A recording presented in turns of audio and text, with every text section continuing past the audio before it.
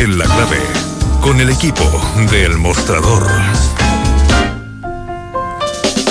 8:33, estamos haciendo combinación clave y es hora de El Mostrador en La Clave. Para que los que se están insertando ahora en la sintonía, les recordamos que no está Fernando Pauson, tuvo que atender un asunto urgente, pero ya estará mañana con nosotros. Pero estamos con Macarena Segovia del Mostrador. ¿Cómo estás, Maca? Hola, buenos días. Y con el gran Mirko Macari, que está de vuelta, ayer nos abandonó, ¿no? Don Ricardo, ¿qué tal? Sí, ayer me tocó tomar desayuno en cama como corresponde. Muy bien. Pero siempre vuelve, es como un perro fiel. Exactamente. O es muy mala esa comparación. ¿Es mala con la los perros? ¿No? A mí me gustan los perros, son tiernos. Son tiernos, ¿no? Encontré tierno a Piñera. Mirko es más como un gato, eso sí, yo creo. ¿Es como un gatito? ¿Como Garfield, dices tú? No sé si como Garfield. Yo creo que sí, soy flojo. Como ¿Te gusta Garfield. la lasaña? No. ¿No? Entonces no eres como Garfield. No, me mata la lasaña. Bueno, estamos con el Mostrador en La Clave, tenemos hartos temas que abordar y quería empezar con la noticia que se supo ayer, que a mi juicio siente un precedente, que la Fiscalía de Rancagua citó a declarar al obispo Esati como imputado, esta vez, no como testigo, sino que como imputado por encubrimiento de abusos sexuales, ¿no? Yo escuchaba ayer varias declaraciones de las víctimas de Caraíma, por ejemplo, de los laicos de Osorno, los laicos de Santiago, diciendo frases como que se acabó la dictadura de los obispos, que por fin se está echando mano a los encubridores, y esto también en un contexto, ¿no? Lo hablábamos ayer sobre las denuncias de una funcionaria de el obispado de Santiago, también con las declaraciones de la Fiscalía, donde hace un catastro de todos los abusos, que quizás pasó un poquito colado, pero entre ese catastro, además de las víctimas, ¿no? Habían 5 encubridores que estaban, entre ellos Esati, y muchos dicen ahora viene Errázuriz y otros también para poder enfrentar a la justicia en estos temas, y todo esto en escalada de lo que pasó después de la visita del Papa. Mirko Macari, ¿cómo lo ves? Bueno, podríamos titularlo El infierno de los obispos. El infierno de los obispos. En vida. Porque es notable como en 6 meses desde enero, ¿no? Que teníamos a todos los obispos ahí hablando en primera línea con protagonismo por la venida del Papa. Un mal cálculo, como fue lo de Barros, termina en todo esto. Exacto. Un mal cálculo finalmente ¿de quién? De Errázuriz y de Esati, un mal cálculo político. Porque ellos son la jerarquía de la curia, ellos son el poder dentro de la iglesia, ¿no? Se les salió de las manos totalmente. Claro, tenían un poder sobre... De agenda sobre la curia, o sea, sobre la visita del Papa, y un mal cálculo, es decir, simplemente vamos a forzar las cosas una vuelta más. Y aquí nos dejamos a Barro aquí bien instalado nomás y punto. Porque era un gallito de poder, la figura de Barro, un peón de una disputa de poder de 2 sectores dentro de la iglesia, y se cayó todo se desplomó. Es bien inédito que ya haya entrado con la velocidad, la profundidad, la Fiscalía al tema de la iglesia, y efectivamente yo siento que esto es la punta del iceberg, que no se van a detener, que esto le va a dar rédito a la Fiscalía en momentos que también la necesita. Exacto. Recordemos que el fiscal Arias es uno de los fiscales del equipo inicial que tenía Sabachaguán para los casos de platas políticas, conocidos como los fiscales más temibles, ¿no? Los fiscales que tenían más voluntad de dar vuelta al poder, en definitiva. Eso ahí la iglesia es poder, quizá abre una ventana para Arias, ¿no? No sabemos dónde va a terminar. Aquí hay cuestiones políticas relevantes. Estamos a una suerte de casi menos de 2 meses de las fiestas patrias y el Te Deum en la catedral, que debería ser oficiado por el cardenal arzobispo de Santiago. Exactamente. ¿No? En estas condiciones se vuelve absolutamente inviable. Yo me imagino que en este momento tiene que estar haciendo todas las gestiones correspondientes en el Vaticano el embajador de Chile, Octavio Errázuriz, porque no se puede permitir el gobierno que el presidente sea recibido todas las autoridades, ministros, las autoridades institucionales sean recibidas por un arzobispo de Santiago que está formalizado. No me imagino ese mono, no me imagino esa imagen. Sí. Porque de nuevo se arrastraría todo el tema sería los abusos en la iglesia. El tema de ese día en los medios, en la transmisión oficial, etcétera. Y comunicacionalmente en estos tiempos en que gobernar es comunicar, no me imagino que la moneda habrá tomado nota. Entonces, vamos a ver si solo va a hacer gestiones oficiosas o también va a haber alguna declaración pública al respecto. Ya viene siendo necesario, creo yo, que el gobierno como representante del Estado empieza a dar alguna señal en esta materia, porque lo que estamos viendo, en la lógica no de los abusos individuales que cometió cada obispo sacerdote, sino que en el encubrimiento, es que aquí estamos frente a una asociación ilícita. Distinto es que los fiscales puedan probarlo, ¿no? O que termine, pero para allá va. Lo que se configura en el imaginario a esta altura, con toda la información que hay, es que la Iglesia Católica chilena, su jerarquía es una organización de tipo mafiosa, a sabiendas de que se cometen delitos, delitos desde el punto de vista penal y sobre todo desde el punto de vista moral. Tiene prácticas en su interior que buscan permanente y deliberadamente proteger a quienes las practican. Y hay una suerte de omertad de orden de silencio, ¿no? Eso es lo que podemos concluir. Hasta ahora muy probablemente vamos a llegar a más casos con esa evidencia. Esta es la conclusión que saca el conjunto de las víctimas, ¿no? En todos los testimonios que estamos conociendo por estos días en la prensa, y eso nos habla de una asociación ilícita. Sí.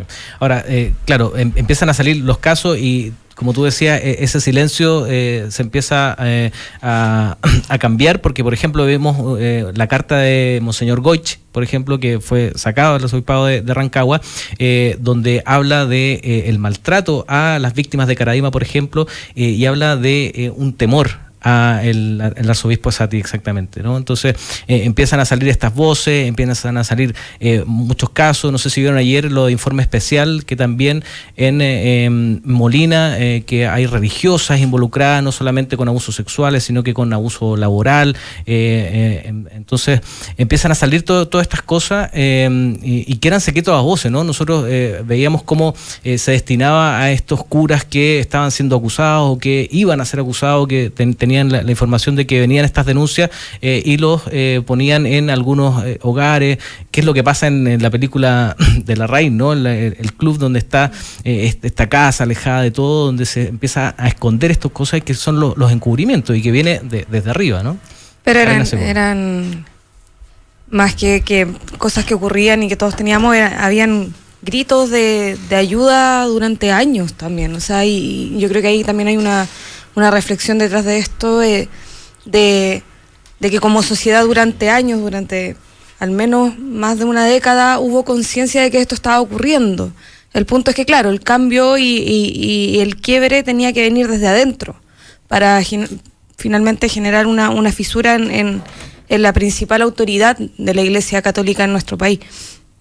Ahora, yo lo que me pregunto es, ¿en qué momento vamos a decir ya, esto se cerró?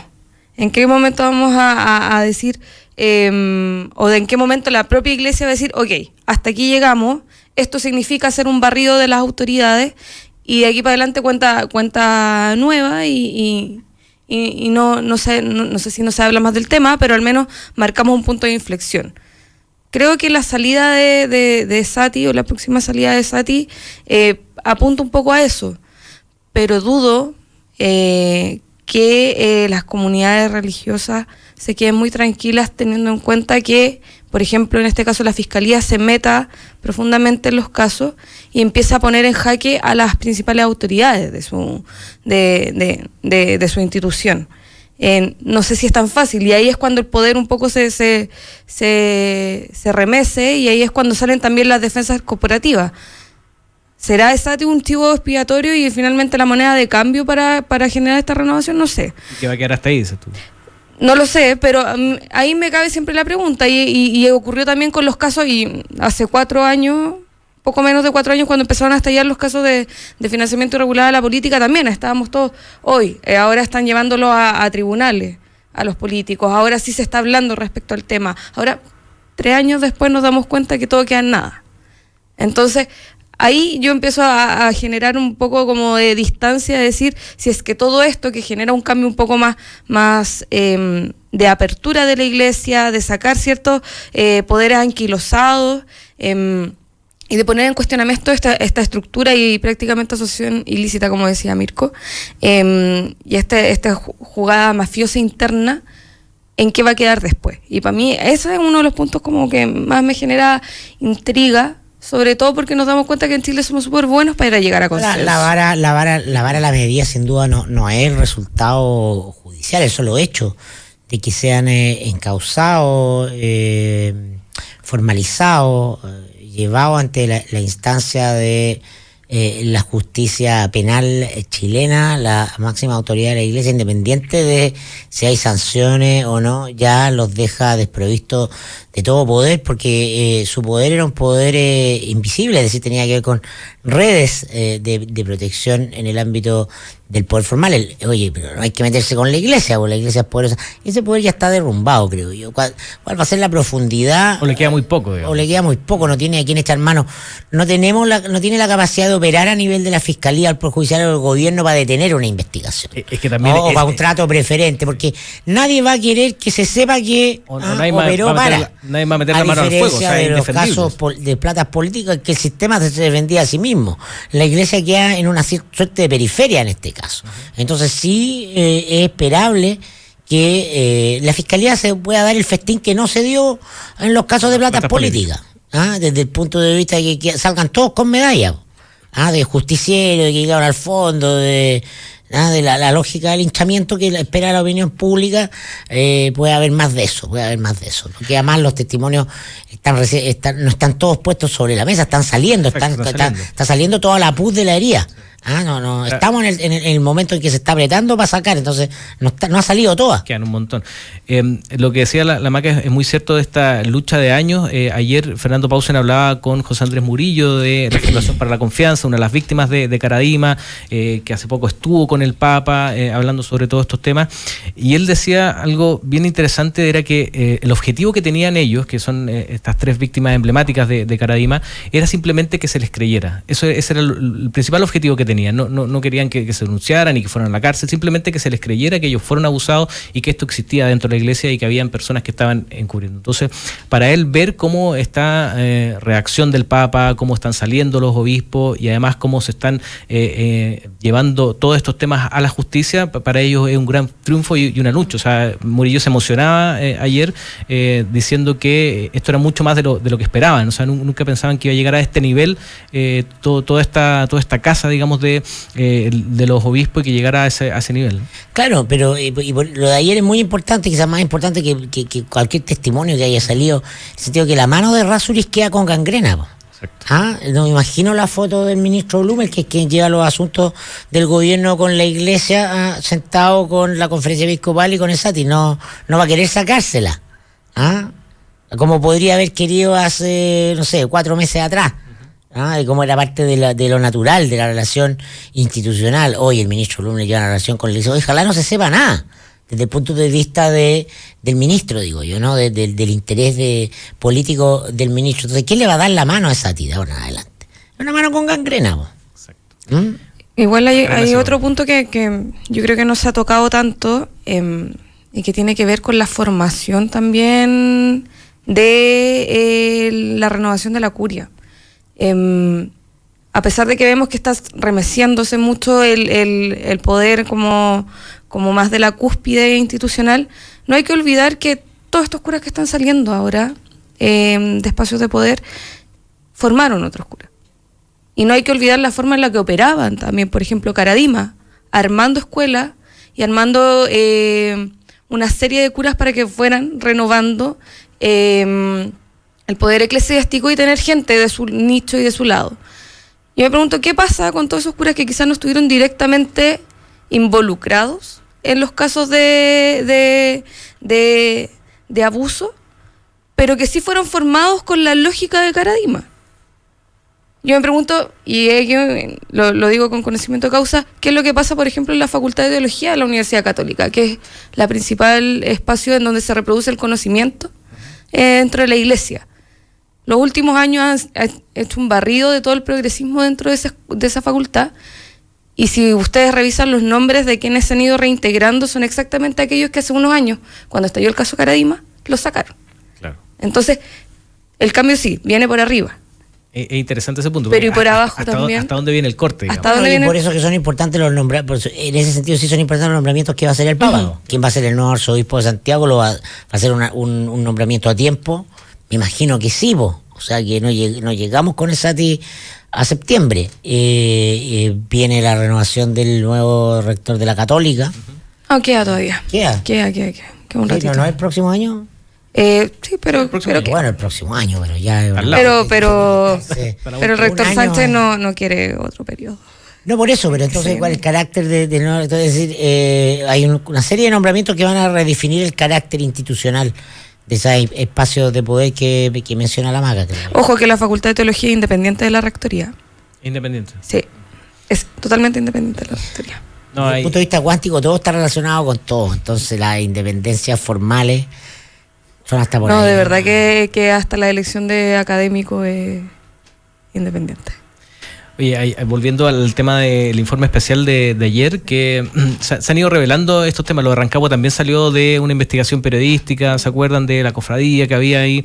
Y esto tiene relación con una congregación de hermanas donde se abusaba sexualmente de feligreses y también de las mismas religiosas, ¿no? Y donde estaban involucradas también religiosas, no solamente sacerdotes. Y es muy elocuente porque la periodista, que es Paulina Allende Salazar, que es la que hace informe especial, va a la oficina del obispo Horacio Valenzuela, que ahora es obispo emérito, que lo sacaron del obispado de Talca, pidiendo una entrevista, diciendo que hace meses que le estaba pidiendo la entrevista. La secretaria la trata de contener. Ella finalmente entra a la oficina del obispo y el obispo se había arrancado por la ventana. Sí. Y de hecho hay un video No, en la no lo vi, página. no lo vi, Muy no lo vi. Hay un icónico, video, sí. es muy icónico, hay un video en la página de Televisión Nacional donde muestran solamente esa parte. Cuando ven la ventana va abierta, escapando. ella entra y dice, se escapó. Y la secretaria dice, sí estaba acá, ¿no? Entonces, eso tiene, después lo encuentra en la calle, lo trata de entrevistar y él dice algo muy, muy icónico también, que es, voy a hablar cuando todo esto termine, ¿no? O sea, eso es lo que están esperando ellos, ¿no? Que esto en algún momento pase, que se corte, cuando el Papa lo resuelva, dice así, ¿no? También tiran la pelota por allá, pero es muy icónico eso, cómo se están arrancando y cómo están tratando de que todo esto termine, porque ven que es una bola de nieve que va a crecer y que está llegando a las más altas esferas, ¿no? Sí, yo creo que también hay una lección para todos, no solamente, no toda la culpa es de la jerarquía, la iglesia, lo más fácil es decir ellos son los malos.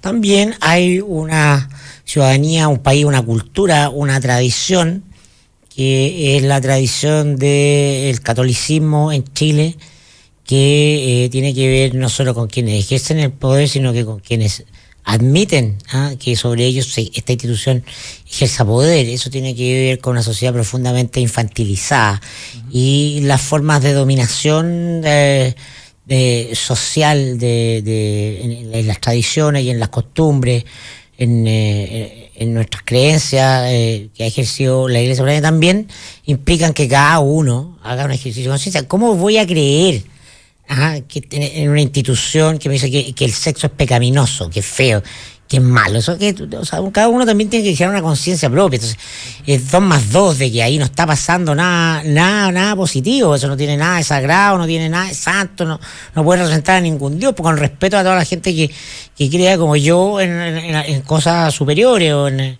un orden inteligente en el universo. Pero una cosa es la creencia religiosa o espiritual, razonable, y otra es creer en una institución y en la gente que dice representarla. O sea, también implica, ¿no?, que maduremos como sociedad con lo que le decimos a los niños, a los jóvenes, con el peso que se le da a esta institución que ha tenido la Iglesia Católica en la formación de niños, de jóvenes.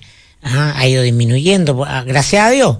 Pero recuerdo en mis tiempos adolescentes el peso de la CBX, de los jóvenes que iban a la ¿cómo se llama? La Sor Teresita, a la tontera. A mí me llegaron invitaciones cuando vino el Papa, el verdadero Papa, Juan Pablo II.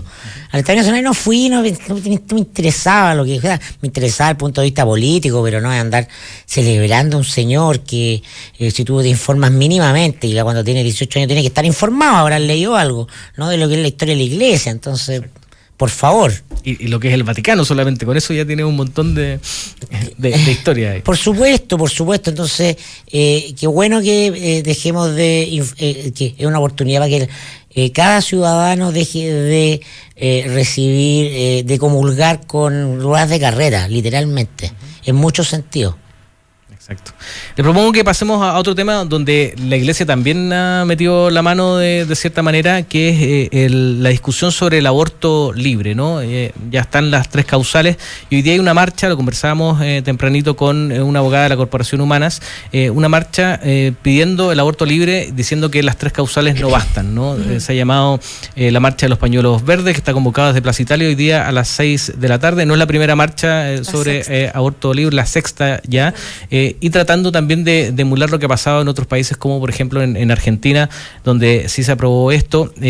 Las dudas son también que si ya hay mucha reticencia para las 3 causales y se han tratado de poner obstáculos con el tema de la objeción de conciencia, el Tribunal Constitucional, el aborto libre es mucho más difícil, digamos, de lograr, ¿no? Sobre todo en un país como este que es conservador, donde tenemos también parlamentarios que se están oponiendo con todo a este tema. Macarena Segovia. Sí, o sea, se convoca hoy día la 6ª marcha por un aborto libre, gratuito y seguro, es el eslogan de esta marcha, con pañoletas verdes, al igual que en Argentina, las ciudadanas argentinas, que el verde igual se ha trasladado en toda Latinoamérica por esta lucha por el aborto libre. Y conversando un poco con las voceras, también con parlamentarias que se definen hace muchos años como feministas y también fueron quienes pedían también aborto libre, a pesar de que tuvieron que respaldar el aborto en 3 causales. Ellas dicen que esté o no esté el momento, ya llegó un punto en donde este tipo de temas tienen que tocarse. Esté o no esté poner en la mesa el Parlamento, sí, esté o no esté el Parlamento listo para esta discusión, ya hay discusiones que no puedes seguir haciendo oídos sordos y al menos tienes que abrirte a discutir. A ver, el gobierno ha sido súper claro. El lunes el Ministerio de la Mujer tuvo una conversación con periodistas y ahí la ministra dijo, no fue capaz de decir en ningún momento la ministra Isabel Pla que no estaba de acuerdo con el aborto libre, sino que todo el momento dijo, el presidente Piñera ha dicho que solamente nos vamos a abocar a hacer la ejecución del aborto en 3 causales. Y eso también da cuenta de que a pesar de que el gobierno está en total desacuerdo con el aborto libre, ni siquiera es capaz de denunciarlo, porque sabe que hay un clima en donde se le puede venir una pata encima, de vuelta. Entonces, este contexto, las dirigentes y las feministas han determinado que la discusión hay que darla. Ahora, esta es una marcha que se hace todos los años, y cumple con el requisito de que se hace en esta fecha también. Pero por otro lado, y yo creo que es un tema que es muy interesante, tiene que ver con que esta demanda tensiona en lo más profundo el sistema patriarcal en el país. Además que se da un contexto, o sea, claro, no es la primera marcha, pero se da en un contexto del movimiento feminista, claro, que está en su... O sea, el mayo feminista, sí, claramente el mayo feminista marca como un espacio propicio para dejar el tejo pasado, ya dicen. Y nosotras vamos a dejar los tejos pasados en todos los temas, pero este tema es importante. ¿Y por qué? Porque también habla de romper esta lógica de la mujer como prácticamente una incapacitada para resolver qué hacer con su cuerpo y cómo resolver su maternidad. Mucho se habla de que las mujeres, y en Argentina también se dio harto, se va a aprobar el aborto libre y las mujeres van a salir prácticamente a abortar como un deporte. Tan poca fe, dicen las dirigentes, hay en la mujer como autodeterminadora de su propio cuerpo, de que creen que van a someterse constantemente a algo que les causa dolor y que es de un impacto sumamente fuerte en sus cuerpos, para como si fuera un deporte. Tan poca fe tiene el sistema patriarcal y los hombres, porque sobre todo los parlamentarios hombres, hasta de la centroizquierda, están muy en contra de esto. Tan poca fe le tienen a las mujeres que creen que esto va a llegar y ser abortos por doquier. ¿Cuál es una cifra de éxito de la marcha de hoy día, por ejemplo? Se hablaba de 20.000 personas, ¿no? Sí, o sea, por lo general las marchas por el aborto libre tienen como entre 3.000 8.000 personas. Yo creo que Más de eso sería un éxito. Sí, Hoy día hablando con algunas de las convocantes decían que se esperaban 20.000 personas. Eso sería como un éxito, digamos, para ellas. Sí, claramente el pic del movimiento feminista ya pasó y la pregunta fue mayo, viene en bajada. Vamos a ver si tiene una segunda cresta. Vamos a ver si tiene Difícil una este segunda año. alza. Este año puede ser, yo no lo descarto. Estamos en tiempos en tiempos impredecibles. Sí. En Ahora, términos eso siempre, de la energía. Ahora, pongámoslo, está marcado por algunos hechos, ¿no?, que gatillan también. por supuesto, de cualquier minuto ocurre. Y ojo que el segundo ocurre semestre siempre es un poco más flojo en la activación social. Siempre. Sí. Ahora, con respecto a lo que tú hablabas de la ministra Pla, es interesante ver la evaluación que tienen algunas de estas organizaciones feministas, donde no hacen una mala evaluación de la ministra, con temas, por ejemplo, la violencia de la mujer, con el mismo tema del aborto. Yo creo que se han llevado una impresión. Por ejemplo, hablando con la gente de la Corporación Humanas, decían que no estaban de acuerdo quizás con la celeridad que se había puesto este tema, porque es algo que se viene discutiendo hace mucho tiempo. Por ejemplo, la violencia en el pololeo, que está trancada en el Congreso, pero sí hacen una buena evaluación de cómo ha enfrentado este tema la ministra Pla, ¿no? Sí, totalmente. O sea, si hay algo que se rescata del gobierno, o lo poco que se rescata desde el movimiento feminista del gobierno, es la capacidad de anticipación que tuvo la ministra Isabel Pla. O sea, la ministra tenía gente en las calles de su ministerio observando las marchas y observando a la gente. Entonces, en ese contexto, claramente iba a poder marcar una arremetida del gobierno que pudiera salir adelante, y no tienen por qué finalmente las dirigentes y las feministas decir estamos en contra de una agenda del gobierno que finalmente va y apunta en lo mismo que ellas dicen, no con la misma celeridad, no quizás con la dureza de las penas que ellas esperarían, pero que apunta al mismo lugar. Entonces, en ese contexto tampoco va a haber una lucha entre el gobierno y las feministas por este tipo de temas. Ahora, el aborto libre sí va a ser una batalla campal, y eso es claro. Bueno, se nos acabó el tiempo. Vamos a volver para abordar otros temas aquí en el mostrador En la Clave. Estamos con Macarena Segovia y con Mirko Macari, el equipo de El Mostrador. Pausa y volvemos. Hora clave. 9 de la mañana. 1 minuto. 92.9. Somos como tú. Somos la clave. Los que sabemos de café, conocemos el secreto. Hace más de 75 años que en Cabrales buscamos en las plantaciones los mejores granos para darte el mejor café como a vos te gusta. Tostado por manos expertas, de exquisito aroma y sabor y en todas las variedades. Cabrales es ideal para disfrutar en todo momento y lugar. Cabrales significa buen café. Encuéntranos en los mejores hoteles, restaurantes, cafeterías y supermercados del país. Pedí una demostración en cafecabrales.cl y descubrí por qué somos el café número 1 de la Argentina. Cabrales, dedicados al café. Para hacer un buen negocio, necesita ser un gran anfitrión. Para organizar un seminario productivo, debe elegir el lugar correcto. Visite Hotel Los Nogales y compruebe que superaremos sus expectativas. 5 salones de hasta 300 personas con equipos audiovisuales, estacionamiento y Wi-Fi de alta calidad. Cotice en hotelnogales.cl o al 223-356958. A 2 cuadras del Metro Estación Los Leones. Hotel Nogales, Los Nogales 741 Providencia. Y ahora se sube al escenario a recibir el premio a la más buenísima para llegar a jugar con los niños. Redoble de tambores. El premio va para Belén Orellana. ¿Y sabes para qué también es buenísima ella? Para tomar manantial. Y cuando lo hace porque tiene el auténtico sabor del agua. Y es buenísima, porque es la única agua chilena premiada con el Superior Taste Award 2017. Y es buenísima, porque la puedes tener en tu casa u oficina. Pídela en manantial.com.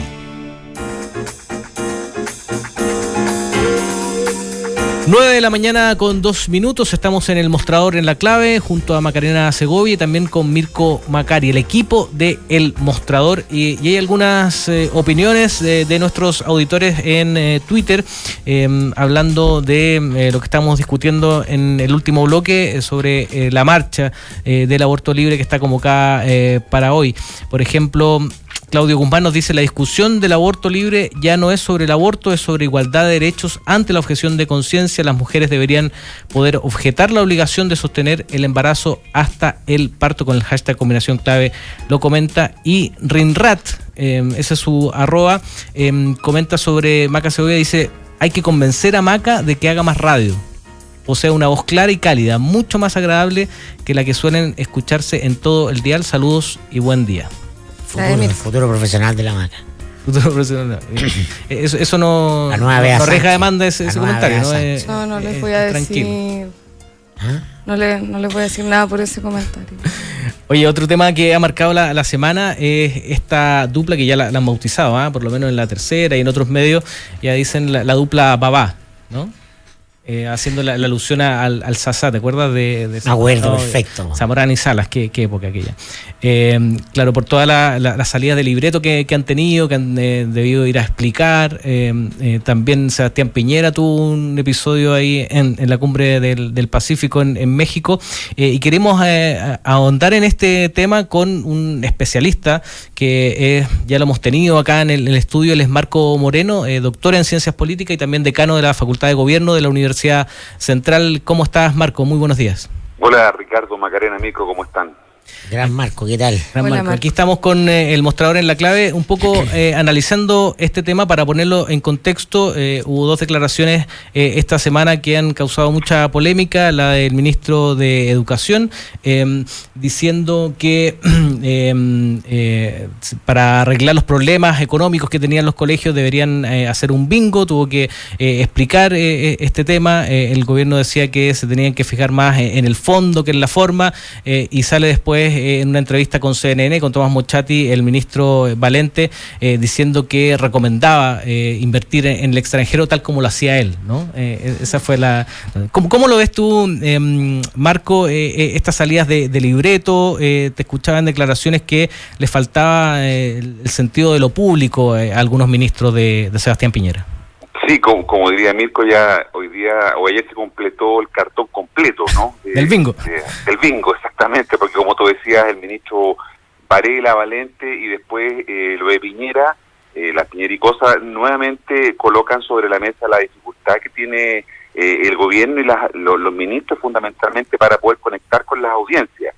No en vano hoy día, en este mismo minuto, se debe estar comenzando a verificar un comité político extraordinario, ¿no? El presidente llegó hace un par de horas, se supone, al país y convocó a este comité político.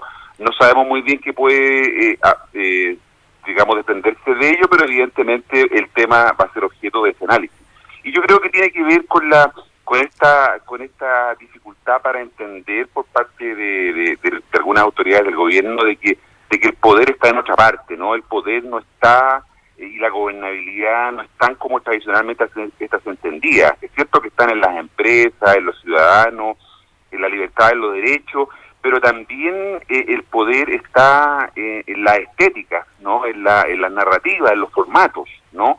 Y como también esta frase se la ha escuchado a Mirko, gobernar es comunicar, de alguna manera, ¿no? Comunicar significa conectarse con esos públicos, con esos formatos, y especialmente en un contexto en donde vivimos lo que algunos especialistas han llamado una lógica de democracias de audiencia, ¿no? En donde fundamentalmente cuando no dejan haber intermediarios como tradicionalmente fueron los partidos, la tendencia normal es a comunicarse directamente con los ciudadanos, y los ciudadanos también han entendido esa lógica y también se da al revés. Los ciudadanos también se empiezan a comunicar directamente con sus autoridades. Y por eso que yo diría que en el caso de lo que ha pasado con los ministros ahora, pero ya había pasado antes con estos dos, con Valente, Varela y agreguemos a Santelice, ¿no?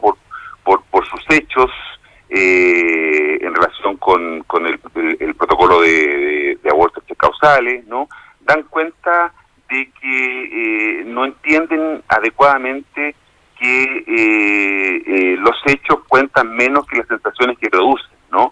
Y fundamentalmente eso es lo que queda. Al final del día la gente se queda con una percepción de ministros que están desconectados, ¿no es cierto?, de los problemas reales de la gente, están desconectados de su rol de autoridades públicas, hoy día ellos están cumpliendo ese rol, ¿no? Y por lo tanto, eso es lo que ha dificultado el poder implementar un modelo, una estrategia comunicacional que el gobierno tiene, pero que evidentemente se ha centrado mucho en la solución. Tú no sacas nada con colocarle más periodistas. El ministro Varela tiene 6 ministros en su gabinete, 6 periodistas en su gabinete, cuando el problema es otro. El problema no se resuelve con más periodistas, sino que el problema lo tiene él, ¿no? Y la manera en que él concibe lo público. El problema se resuelve con otro ministro, claramente, pero yo te diría ahora, que... si esos periodistas son los mismos que le escriben los discursos a Sebastián Piñera, donde hacen comparaciones que no son muy amables y en un contexto internacional están en problemas. No son los mismos. Sobran las pegas para periodistas en los gobiernos. Pero hay periodistas que se quedaron del gobierno pasado, igual hay es lo que más se demanda. Y no ganan mal, ¿eh? Y no ganan mal. Oye, pero ¿sabes qué? Yo me gustaría desdramatizarlo un poco, ¿ah? Yo creo que son la excepción a la regla. Yo creo que este gobierno tiene meridianamente claro que gobernar es comunicar. Creo que su primera prioridad, su segunda prioridad y su tercera prioridad es el foco comunicacional. Y tú tienes, a ver, para ponerlo en claro, otros ministros que vienen del mismo riñón ideológico neoliberal, de la Escuela Libertad y Desarrollo, ¿no? En el gabinete, que han tenido otro desempeño porque tienen historia política. Te puedo poner el caso de la ministra de Energía, ¿no? Pero ella viene de Susana Jiménez. Ella viene de Libertad y Desarrollo, por lo tanto tiene experiencia en la política. Sabe que una cosa es lo que piensa, lo que va a hacer, y otra lo que va a decir. Te pongo el caso de la ministra Marcela Cubillo. O sea, muy ultra Woody, ¿no? Muy Chicago, en una cartera súper sensible, medio ambiente, y sin embargo salta todas las polémicas diciendo comunicacionalmente, poniendo énfasis donde tiene que ponerlo, independiente de lo que haga, a que desmantele la institucionalidad ambiental. Si sabe dónde están los focos, porque viene una familia política, es la señora del senador Andrea Alamán, íntima amiga de Chadwick, su jefa de gabinete es la hija de Chadwick. Entonces es el oficio. Lo que ocurre con Varela, con Valente y con Santelice es que son amateurs en política. Y ambos tres, sobre todo los primeros dos, son gustitos personales del presidente. En el caso de Varela, porque nadie más le aceptó el ministerio. Y entonces ya llamemos a este gallo que es tan simpático que escribe los sábados en el Mercurio. Es uno de los nuestros, porque probablemente en Avanza Chile todos se reían con las columnas de Varela. Las deben haber vitoreado con porras en medio del gobierno de Bachelet. Alguien sacándole la cresta al Frente Amplio, al bacheletismo, a la reforma, cualquier cosa que huela a socialismo Venezuela. Tiene que ser ministro. Este gallo, mira qué choro. Y además juega tenis con el presidente Cachagua. Perfecto. Cumple todos los... Mano derecha de Claro, no Sánchez. había ni un político ningún político con dedo de frente aceptó, y era el que quedaba. Pues entonces, Valente es lo mismo, todavía no ha salido del Starbucks de Manhattan. Está hablando allá. Creía que estaba hablando en la entrevista, Mochada tiene el Starbucks de Manhattan. Él tiene software de consejero de inversión, y además es un pitbull de los que en los medios han defendido históricamente la defensa del modelo. Es un ministro Radio Duna, no tiene partido formal. Los que tienen partido lo han hecho muy bien, o los que tienen vínculos a partido, pues ya nombraba Cubillo, que Woody, que más fue parlamentaria. Hablemos de los Monkever, o sea, simplemente no hacen noticias donde no quieren hacer noticias. De eso se trata todo, independiente de independiente de que sus gestiones puedan ser incluso peores o mediocres. No es lo que es lo que parece.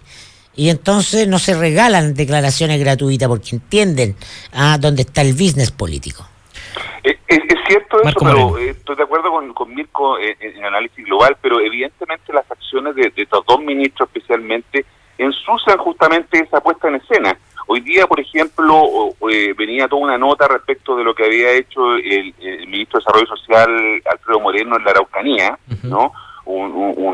Digamos, como tú dirías, una acción política para destrabar el conflicto, pero en realidad eso no es noticia, porque lo que es noticia, ¿no es cierto?, es lo que dice Valente y Varela. De alguna manera eso ensucia la gestión del gobierno, le impide al gobierno llevar adelante su agenda, ¿no? Que tampoco vamos a decir que es una gran agenda, porque en realidad el presidente el gobierno se ha ido concentrando en temas que no requieran, por las razones que ya sabemos, un tratamiento legislativo. Ese camino no lo quieren transitar, porque evidentemente la correlación de fuerzas le adversa. Entonces, estas pequeñas humillaciones, como diría el propio Varela, son de alguna manera la que le dificultan la acción del gobierno, porque el gobierno tiene que estar concentrado en apagar estos incendios. Todos los ministros allí, los parlamentarios están alineados, ¿no es cierto? Y ahí sí hay un diseño comunicacional, están alineados en bajarle el perfil al tema. Nosotros escuchábamos ayer a cualquier autoridad pública del gobierno y todos le bajaban, buscaban una explicación, trataban de racionalizar un tema que no es necesariamente, no se entiende desde el punto de vista de la racional, sino que, como muy bien también dice Nico, hay que entenderlo desde el punto de vista de la emoción. Es cómo la gente percibe estas declaraciones que hacen los ministros. Ahora hay varios que ya están pidiendo la cabeza del ministro Varela, por lo menos. Obviamente que ya están fuera del gabinete, la pregunta es cuándo, pero yo creo que son problemas periféricos, no hay un problema en el corazón del gobierno, porque para suerte del gobierno no tiene oposición ni en la calle, ni tiene oposición en el Parlamento. Digamos, alguien que esté construyendo un proyecto tal como lo hizo la derecha con Bachelet, que del minuto 1 se fue al cuello. Tú no estás viendo eso hoy día porque hay tal desorden en la oposición que beneficia al gobierno. Entonces, este es un gobierno de administración. Este gobierno, y quizás de las declaraciones, yo encuentro anecdótico. Todo lo que ha pasado esta semana anecdótico no es fundamental. No creo, como dice Marco, que toque necesariamente la línea de flotación. Yo creo que son disparos en la superficie. No hunde al gobierno. Es un problema que el gobierno va a solucionar cuando lo saque, si finalmente son gustos que se dio Piñera, estos 3 nombramientos. Santelice recomendado por la primera dama, y Valente y Varela, y sobre todo Valente, creo yo, porque el flanco económico sí es. En educación nadie espera de este gobierno nada. Simplemente se trata de tener buenas frases y no cometer errores. No es tanto. O sea, se requiere alguien con oficio político. En economía, sí, el asunto sí es importante. Ya Valente está cruzado con el ministro de Hacienda, Larraín, quien es el que ronca. Y aparte de las promesas también de Piñera, los tiempos mejores, que se refiere específicamente a la economía. Y ahí sí que yo eso te quería preguntar, Marco, ¿cómo ves lo económico? Porque este gobierno se lo va a evaluar por temas de seguridad pública, delincuencia y por lo económico. Y en lo económico parece, por los comentarios, porque yo no soy especialista ni estoy viendo tan claramente la situación, parece que la realidad está por debajo de las expectativas que se habían creado, sin ser mala la situación.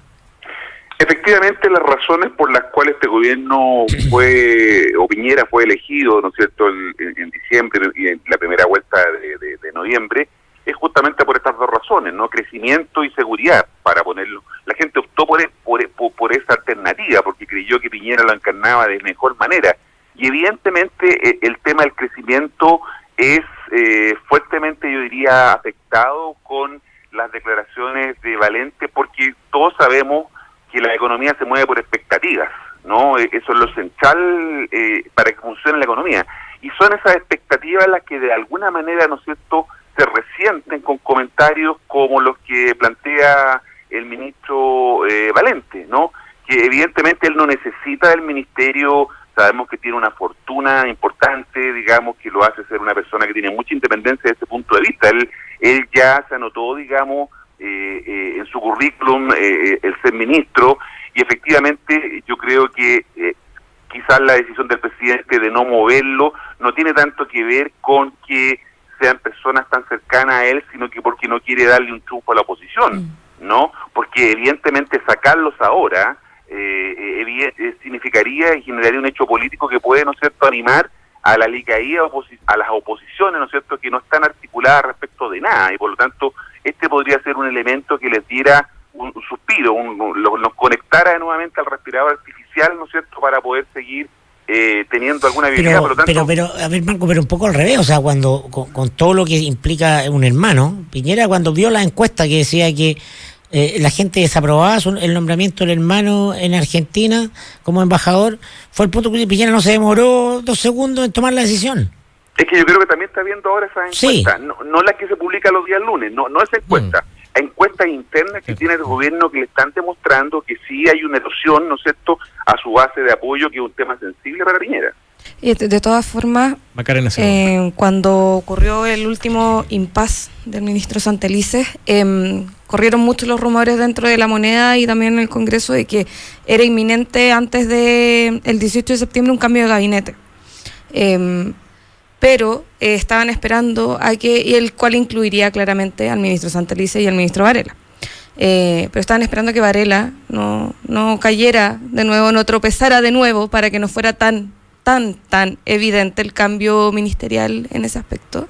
Pero no sé cómo el ministro siempre se las arregla para mandarse alguna embarrada, a pesar de que lo tienen muy fondeado, a pesar de que a la prensa no lo dejan acercarse, a pesar de que ni siquiera va al Congreso, porque todo lo hace el subsecretario, se las arregla de una u otra forma para poder salirse del libreto.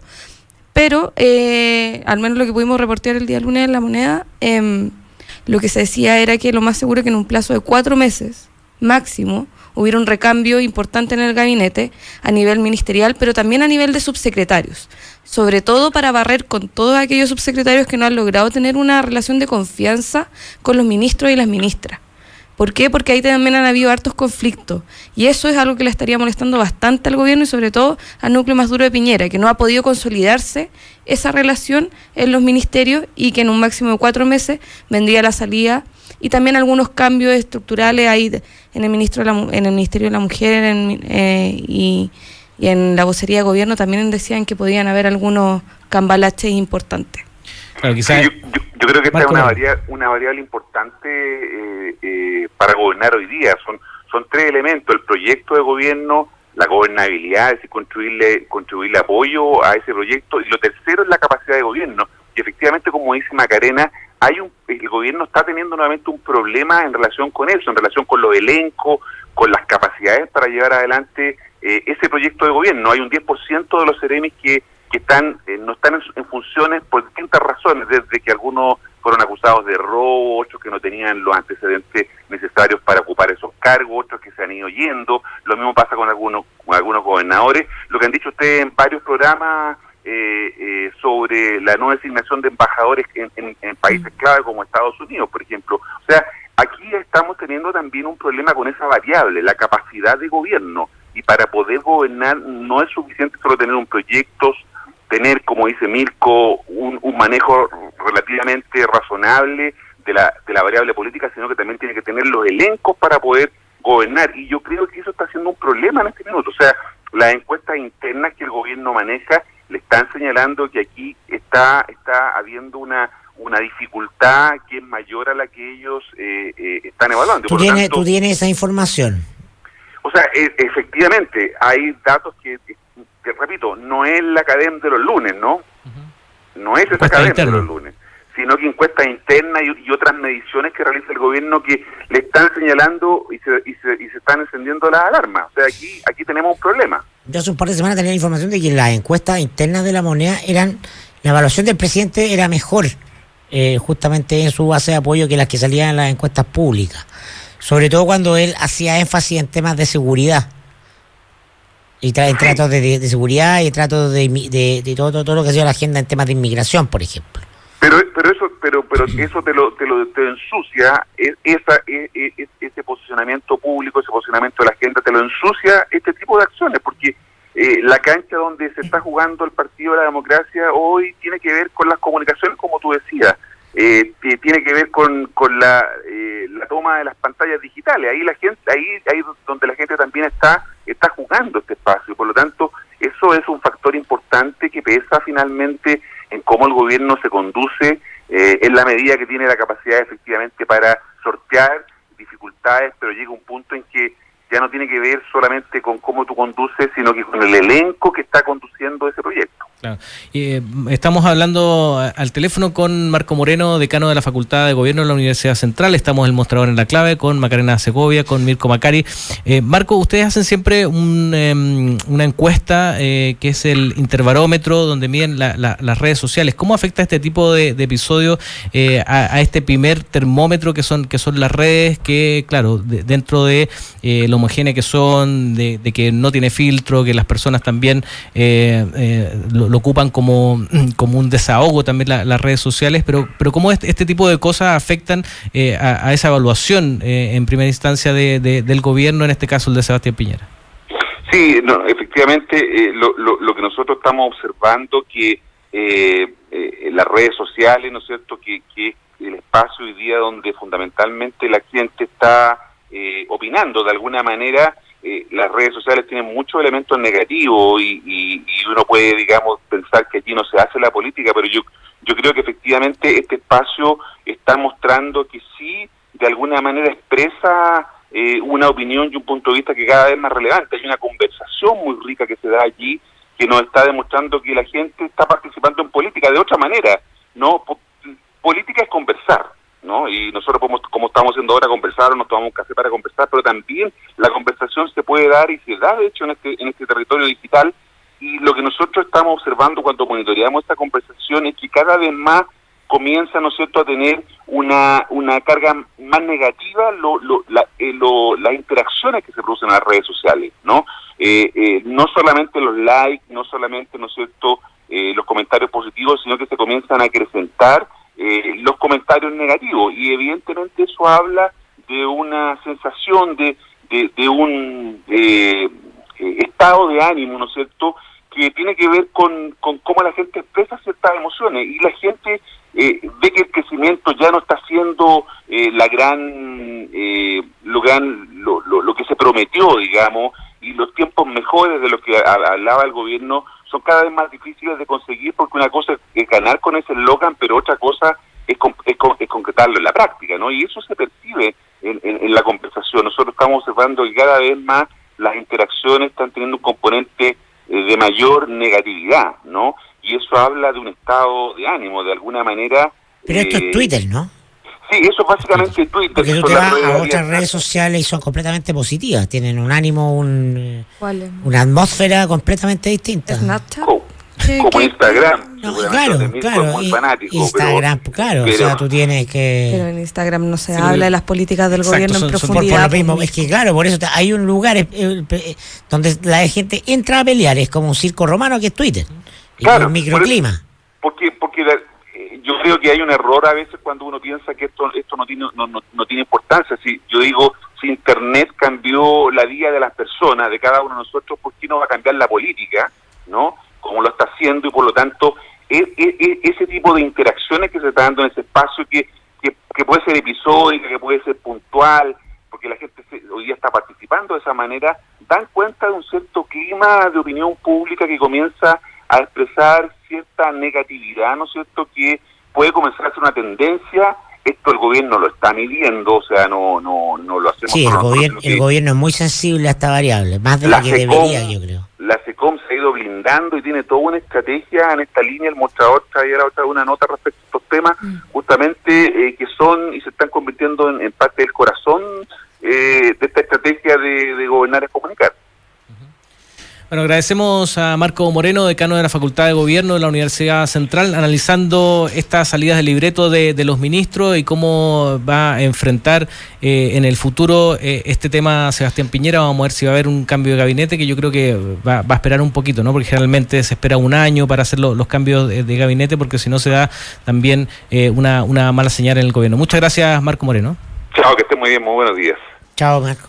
Le propongo que los últimos 5 minutos o 4 minutos que nos quedan comentemos lo que pasó con el caso Cabal, que se cerró finalmente. Muchos dicen que la sacó muy barata Natalia Compañón, que va a tener que pagar una multa de 23 millones y 541 días de pena remitida. No hay cárcel, ¿no? Y esto lo podemos hacer la comparación con los casos Penta, con los casos Sokimich, que tanto le gustan a Mirko Macari. No, yo no creo que la haya sacado barato. O sea, la vara medida para mí no es lo judicial, eso será para los noteros de la televisión, o los que les gusta comentar fallos. No sé, este caso se jugó en el gobierno de Bachelet, es un caso emblemático, potente, sobre el uso y abuso que lo pagó de otra manera, de las redes y conexiones. Desde el punto de vista relevante, los delitos de cuello y corbata en Chile tienen penas bajas, entonces lo hemos visto reiteradamente, no cuál es la expectativa respecto a eso, pero no estoy diciendo que sea bueno o malo, que aquí se juegue la justicia.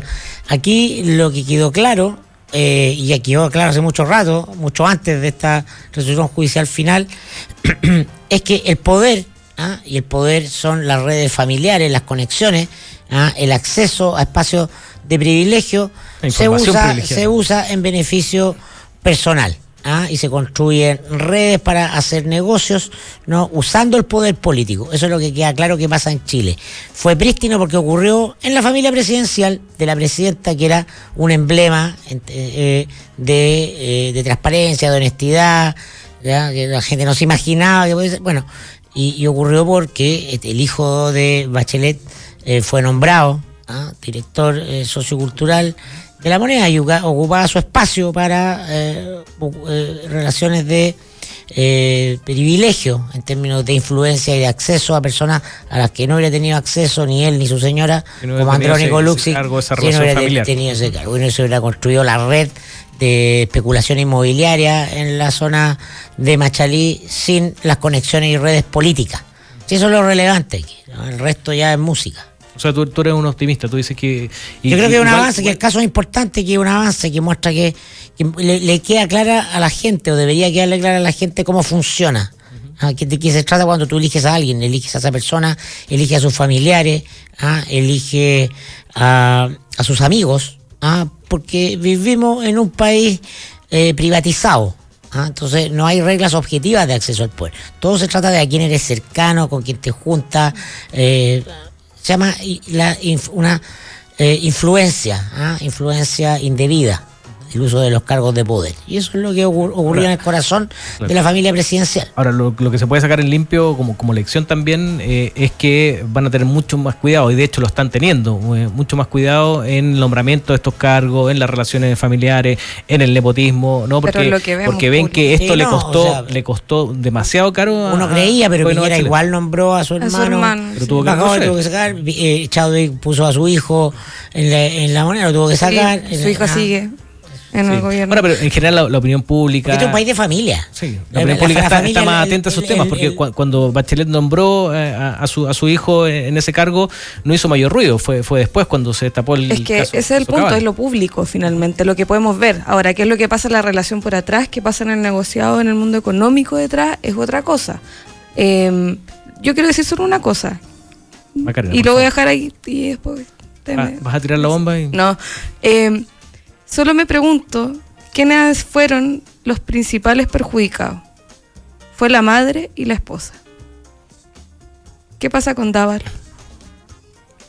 ¿Qué pasa con Dávalos? Porque finalmente quien se ve más perjudicada es Bachelet, la madre, la culpable, y quien carga con todo el peso de la justicia, por decirlo de alguna forma, y quien era la señora mala que finalmente corrompió al hijo de la presidenta, era la esposa.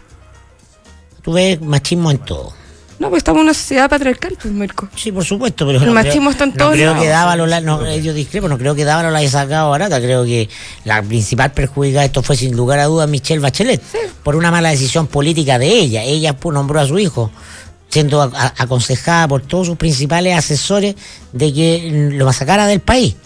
Y va y persiste. Entonces, bueno, eso la vamos a medir con criterio de política, o porque es mujer la vamos a medir distinta. O sea, no, es que empezó como mamá, bueno, está eximida, no. No, pues, es que yo creo que ese es él no la sacó barata en absoluto, ¿no? Creo que su nombre quedó manchado para hacer negocios, para todo, sí, para todo a lo que se dedicaba, el de ella también. La pareja por igual, creo que quedó dañada por igual. O sea, estamos de acuerdo que ese es el mayor castigo, porque el otro estamos claros que no se va a producir. Ella fue sancionada porque ella era la que estaba en cabal. Justamente él cumplía otra función dentro del business, que era estar en Palacio. Claro. Pero estuvo en cabal también. Y allá te había estado en Cancillería. Entonces, su práctica en Cancillería, de ahí se metió en el tema de la Cancillería Comercial. ¿Cómo se llama? ¿ProChile? ProChile, claro. Claro. Hizo sus vínculos. Las relaciones internacionales. Claro, entonces ellos actuaban como matrimonio. Bueno, se nos acabó el tiempo. Agradecemos a Macarena Segovia, también a Mirko Macari por estar en este espacio que es El Mostrador en la Clave. Nos encontramos mañana, Mirko. Nos vemos, Ricardo. Chao. Pausa y ya volvemos. Actualidad con ojo crítico, información desde distintos puntos de vista y discusión bien informada. Fue El Mostrador en la Clave, con el equipo de El Mostrador y Combinación Clave.